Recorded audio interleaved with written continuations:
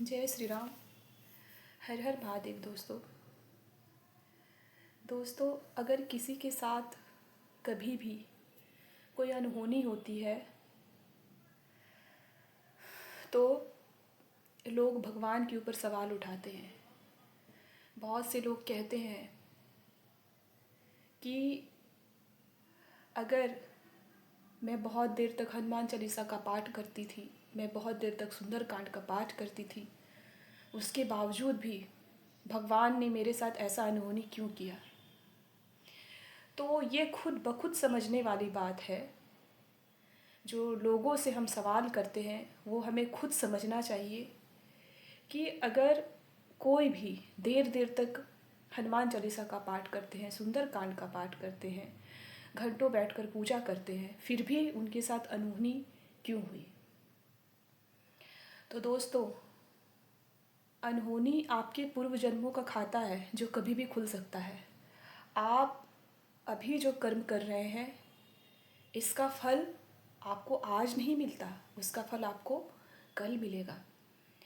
और अगर आप घंटों पूजा करते हैं और आपके मन में ये सवाल आता है कि फिर भी मेरे साथ ऐसा क्यों हो रहा है, तो उसका जवाब आपके पास खुद है। आप खुद सोचिए, आप उस पूजा में क्या कर रहे हैं। भगवान को जो चाहिए शायद आप वो नहीं दे पा रहे हैं। भगवान को घंटों तक पूजा नहीं चाहिए। आपने कितनी देर पाठ की, कितनी देर पूजा की, भगवान वो नहीं देखते हैं।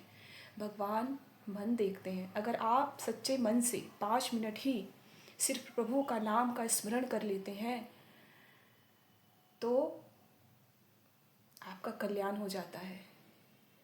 तो इसीलिए मेरे दोस्तों, आप कभी भी भगवान को ना कोसें, क्योंकि हमें भगवान से नहीं डरना चाहिए। मैंने पूर्व भी कहा है, हमें अपने कर्म से डरना चाहिए। हम कैसा कर्म कर रहे हैं। कभी कभी लोगों के मन में आता है कि अभी तो जो है हम लोग बहुत अच्छा ही करते हैं, कभी कुछ बुरा किसी का नहीं करते हैं। तो सही बात है, लेकिन पूर्व जन्म में भी कुछ है और उसका बकाया भी हम लोगों को इस जन्म में ही चुकाना पड़ता है। इसीलिए कभी कभी बहुत भले इंसान के साथ भी बुरा होता है। और ये जग तो कर्मों की खेती ही है। लेकिन हमें कभी घबराना नहीं चाहिए। हमें उस हिसाब का चुकता करना पड़ता है दोस्तों। इसलिए बिना घबराए, बिना डरे, बिना सहमे अपने कर्म को बड़े ही अच्छे से करना चाहिए और प्रभु के ऊपर भरोसा भी करना चाहिए, क्योंकि भगवान हर वक्त अपने भक्तों की परीक्षा लेते हैं।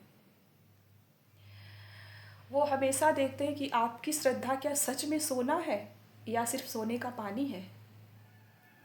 इसीलिए मेरे प्यारे दोस्तों, आप कभी घबराएं नहीं, अपने कर्म को अच्छे से करते रहें और भगवान को कभी नहीं कोसें।